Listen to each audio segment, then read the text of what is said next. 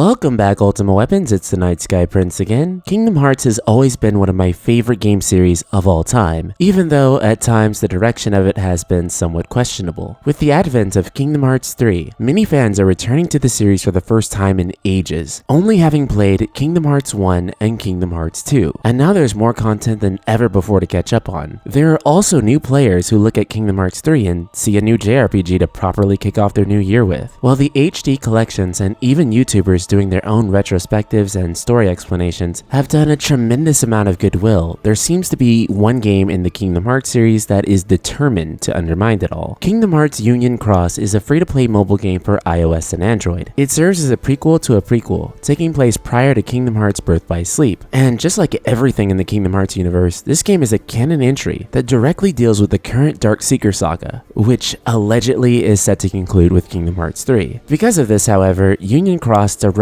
impacts Kingdom Hearts going forward and actively retcons the story as things go along, which means that the lore of the story can literally change as they go along at any time that they want to.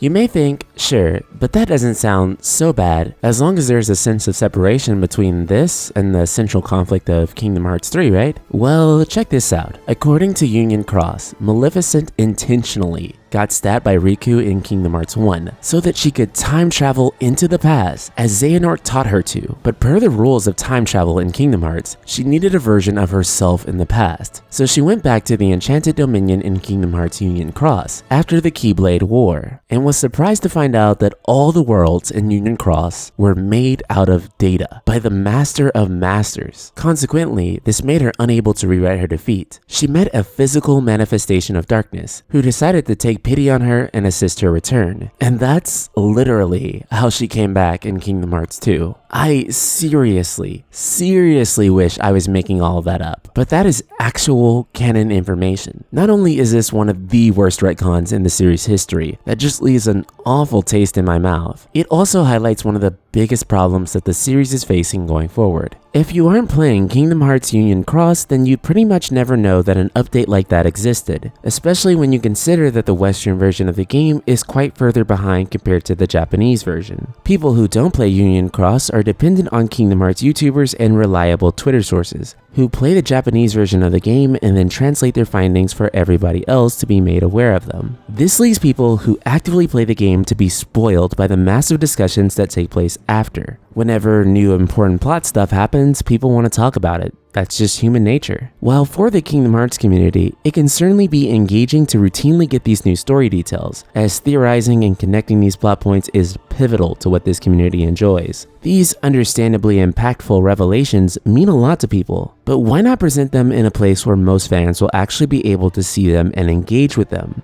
And if you did want to start playing Union Cross for the story details, it's not as though you can simply just hop in. This is a free-to-play game. There are dozens of hours of battling and grinding in order to be completely caught up. So if you just wanted the latest story information in a congruent and intuitive way, you won't be getting there anytime soon unless you're willing to put some serious time in. The latest update goes even further into this problem by teasing who Larxene was before she became a nobody, revealing her with the name Elrena, with potentially more of her backstory to be revealed soon. But it's not just Larxene that's gotten this treatment, as we've also gotten to know characters such as Marluxia before he became a nobody. Even Ventus, for whatever reason, is in the game. Instead of revealing who Marluxia and Larxene are and the importance of them within Kingdom Hearts 3, or a more important Kingdom Hearts game in general, their motivations as characters has been locked away. And now instead of playing through this story content, many people will only watch it on YouTube or read about it on Twitter, when that would have been much more impactful exposition in Kingdom Hearts 3 or a much more important Kingdom Hearts game in general. So then that becomes a question of how much of this stuff is relevant to Kingdom Hearts 3. There's been quite a bit of speculation on this. Perhaps that's why Maleficent has been shown looking for the black box. There's also something called a Darkling on the game's box art, which is a type of Heartless that is born from the Keyblade wielders who succumb to the darkness in their hearts. So that's some pretty dark foreshadowing. But again, this type of Heartless is only shown in Union Union Cross, so if you haven't played that, you'd never know about it. And none of this is slowing down anytime soon, with series director Tetsuya Nomura saying that Kingdom Hearts Union Cross will be continuing its story past the conclusion of Kingdom Hearts 3. This means that the next saga in Kingdom Hearts will almost certainly be affected by it. And of course that also means they can keep changing events of the past in order to make it look like it was planned that way all along. After all, Nomura confirmed that the Master of Masters, who is almost certainly tied to the plot going forward, will not make an appearance in Kingdom Hearts 3, which almost directly confirms that all the questions raised thus far will not be answered in Kingdom Hearts 3, though hopefully at least some will be. This also means that Kingdom Hearts back cover, the movie in 2.8 that was meant to catch us all up on the vital parts of the story, is slowly losing pace with ongoing events. While you may have learned some vital things such as the Master of Masters is an excellent edgelord who Ray Chase voices phenomenally, you may have learned the concept of the black box and no one knowing what's in it, but there's still an ongoing amount of lore that's currently being added to the game that's just not going to be explained to you anywhere else. And Kingdom Hearts 3 has already made it apparent that they have no plans to shy away from that. These types of things have made Kingdom Hearts more of a homework project. It's difficult to keep up with even if you dip out for one moment. And I understand that many people enjoy this, as it keeps the series always feeling fluid, even during the long wait between games. But this creates an even greater barrier for people wanting to get into the series. They'd have to dedicate a massive amount of time to getting into it. Looking up translations of a Japanese mobile game to get a better grasp on the current story isn't something that most people are going to care to do. So Ultima Weapons, I want to know, how do you feel about Kingdom Hearts Union Cross impacting Kingdom Hearts' storyline even more? Are you like me and you think adding crucial narrative pieces into a mobile game hurts the overall flow of the story and the average non-mega fan's ability to keep up with everything that's going on? Or do you think Union Cross enhances the storyline of Kingdom Hearts 3 even further for you? Subscribe, click the bell icon, and let your voice be heard in the comments below. And if you really love Kingdom Hearts, I mean really love Kingdom Hearts, be sure to join our Facebook group, Ultima, Square Enix plus JRPGs, where everything is made up of data, and the data has a heart, and the heart got Norded. Link in the description below.